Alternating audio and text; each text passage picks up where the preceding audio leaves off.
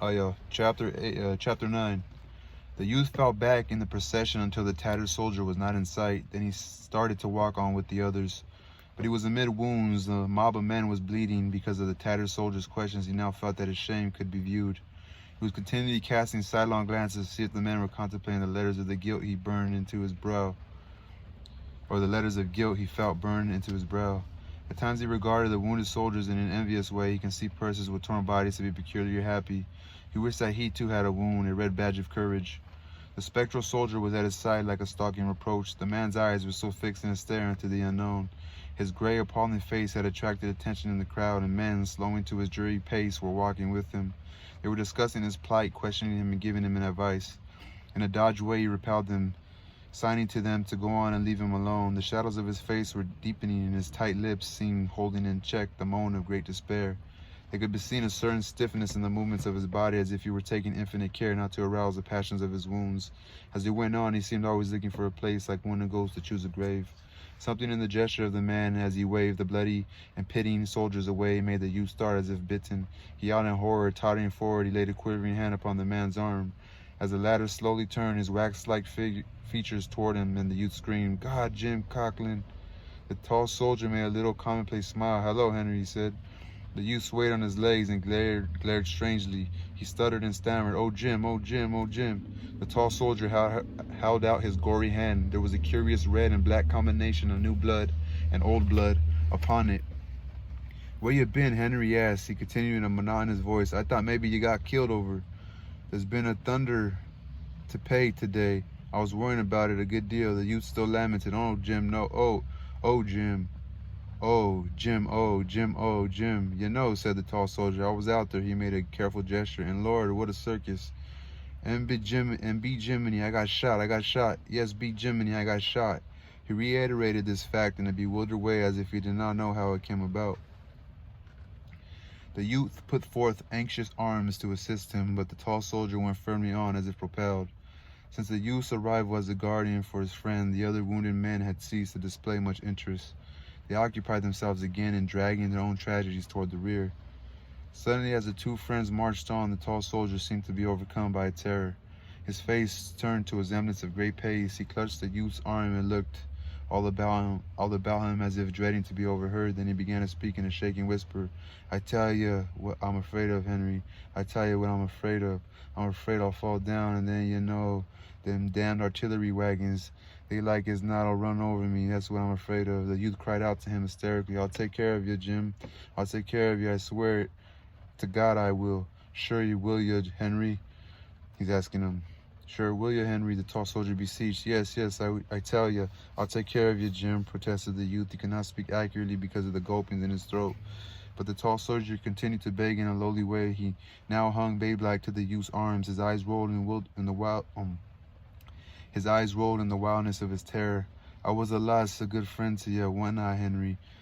I've been a pretty good fella, ain't I? And it ain't much to ask, is it, just to pull me along out of the road? I'll do it for you, wouldn't I, Henry?" He paused in piteous anxiety to await his friend's reply. The youth had reached an anguish where the sobs scorched him. He strove to express his loyalty, but he could only make fantastic gestures.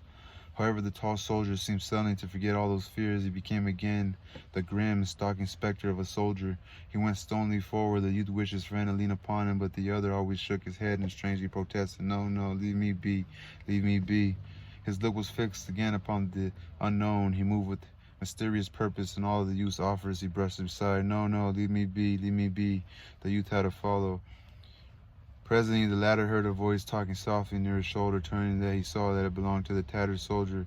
"You'd better take 'em out of the road, partner. There's a battery coming. He litty whoop down the road and he'll get run over. He's a goner anyhow in about 5 minutes. You can see that. You better take him in out of the road. Where the blazes does he get his strength from?" "Lord knows," cried the youth. He was shaking his hands helplessly. He ran forward presently and grasped the tall soldier by the arm. Jim, he coaxed, "come with me." The tall soldier weakly tried to wrench himself free. "Ah," he said vacantly. He stared at the youth for a moment. At last he spoke, as if dimly comprehending. "Oh, into the fields, oh." He started blindly through the grass.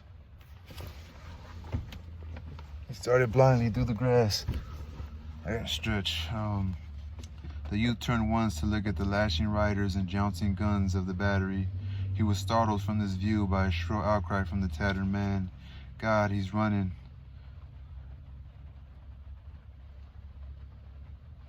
Turning his head swiftly, the youth saw his friend running in a staggering and stumbling way toward a little clump of bushes. His heart seemed to wrench itself almost free from his body at this sight. He made a noise of pain. He and the tattered man began a pursuit. There was a singular race. When he overtook the tall soldier, he began to plead with all the words he could find. Jim, Jim, what are you doing? What makes you do this way? You'll hurt yourself.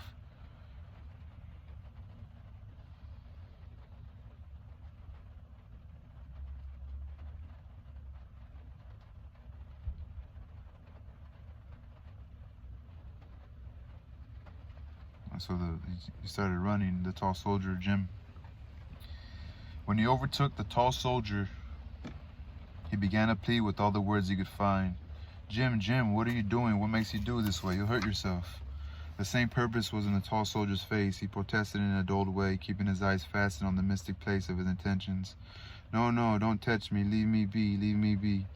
The youth, aghast and filled with wonder at the tall soldier, began quaveringly to question him. Where you go, Jim? Where you going? What are you thinking about? Where you going? Tell me, won't you, Jim? The tall soldier faced about us upon relentless pursuers. In his eyes there was a great appeal. Leave me be, can't you? Leave me be for a minute. The youth recoiled. Why, Jim, he said in a dazed way. What's the matter with you?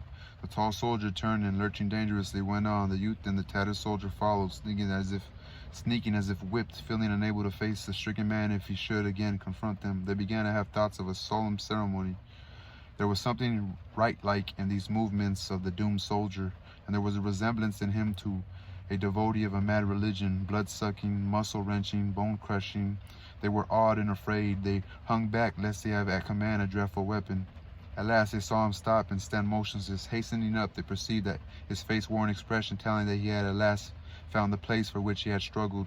His spare figure was erect. His bloody hands were quietly at his side. He was waiting with patience for something that he had come to meet. He was at the rendezvous. They paused and stood expectant. There was a silence. Finally, the chest of the doomed soldier began to heave with a strained motion. It increased in violence until it was as if an animal was within and was kicking and tumbling furiously to be free. The spectacle of gradual strangulation made the youth writhe, W-R-I-T-H-E, and once as his friend rolled his eyes, he saw something in them that made him sink wailing to the ground. He raised his voice in a last supreme call. Jim, Jim, Jim. The tall soldier opened his lips and spoke. He made a gesture. Leave me be. Don't touch me. Leave me be. There was another silence while he waited. Suddenly his form stiffened and straightened. Then it was shaken by a prolonged ague. A-G-U-E. A-G-U-E. He stared into space. To the two watchers, there was a curious and profound dignity in the firm lines of his awful face.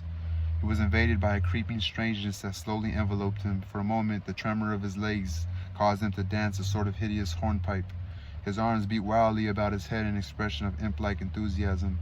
His tall figure stretched itself to its full height. There was a slight rending sound. Then it began to swing forward, slow and straight, in the manner of a falling tree.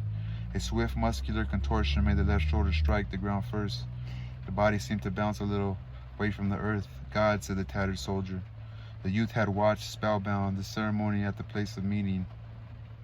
His face had been twisted into an expression of every agony he had imagined for his friend. He now sprang to his feet and, going closer, gazed upon the paste-like face.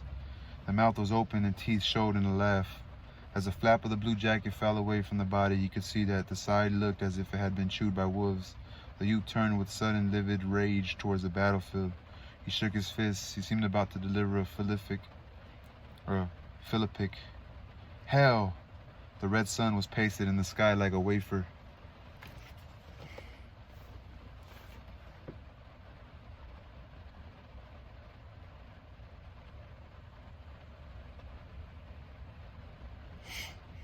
Okay. So yeah. I wonder why I say whose face was chewed up like the that's his friend Jim on the floor, right? So whose face was like chewed up that he said? Oh, because he was like gets bleeding a lot. You know how they do in the movies, they would like put your face like dry red blood. You know, you have like a sick gash on your head or something. So that was the end of chapter 9.